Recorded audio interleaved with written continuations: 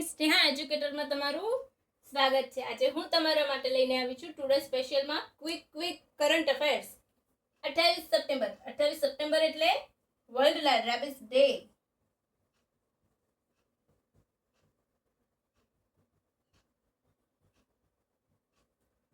વિશ્વ હડકવા દિવસ ક્યારથી ઉજવાય છે? 2007 થી। Theme breaking rabies boundaries.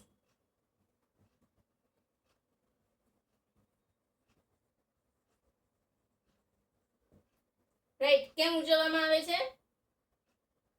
તો 1885 માં લુઈ પાસ્ચર દ્વારા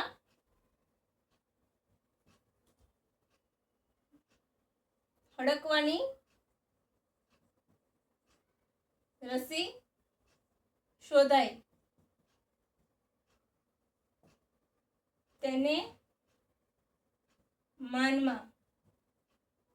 તેના માનમાં રાઈટ। પછી કોના દ્વારા?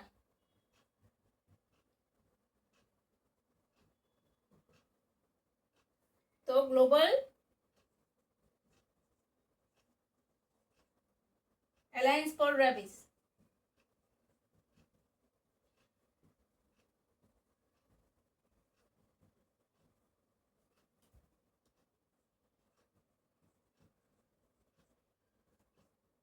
પ્લસ WHO ના સહયોગથી। કેવી બીમારી? પછી હા, લક્ષ્યાંક। પછી નીચે કેવી બીમારી? 2030 સુધી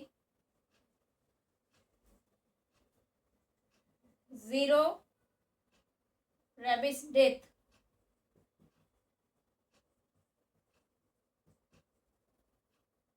કેવી બીમારી?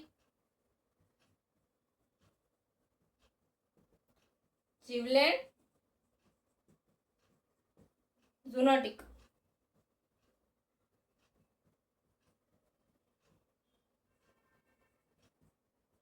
પ્રાણીથી માનવમાં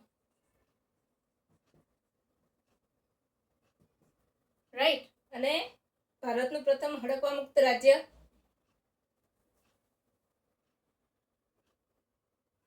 ગોવા। ભારતનું પ્રથમ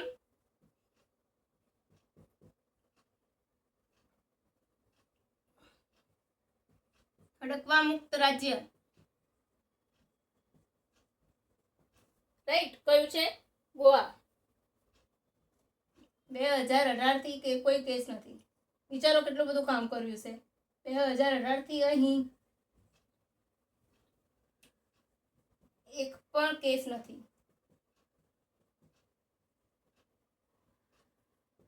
રાઈટ, તો કેવું લાગ્યું મારું તમને quick current affair? 28 September world rabies day. ક્યારથી? 2007 થી। 2024 ની થીમ બ્રેકિંગ રેબિસ બાઉન્ડ્રીઝ। કેમ ઉજવવામાં આવે છે? તો 1885 માં લુઈ પાસ્ચર દ્વારા હડકવાની રસી શોધવામાં આવી હતી। તો લુઈ પાસ્ચરના માનમાં। કોના દ્વારા ઉજવવામાં આવે છે? Global alliance rabies control plus WHO નો સહયોગ। લક્ષ્યાંક 2030 સુધી 0 રેબિસ ડેથ। કેવી બીમારી છે? જીવલેણ છે। અને કેવી? ઝૂનોટિક છે। ઝૂનોટિક એટલે પ્રાણીથી માનવમાં આવે તેવી બીમારી। ભારતનું પ્રથમ હડકવા મુક્ત રાજ્ય કયું છે? ગોવા। રાઈટ ફ્રેન્ડ્સ, તો તમને કેવું લાગ્યું મારું ક્વિક વાળું કરંટ અફેર? મજા આવી ને? મજા આવી હોય ને તો મારું ચેનલને લાઈક, શેર અને સબસ્ક્રાઈબ જરૂરથી કરજો ફ્રેન્ડ્સ। અને આ જ કરંટ અફેરની મેં PDF નીચે ડિસ્ક્રિપ્શન બોક્સમાં નાખેલી છે, તો તમે ડાઉનલોડ કરી લેજો। Okay friends, by.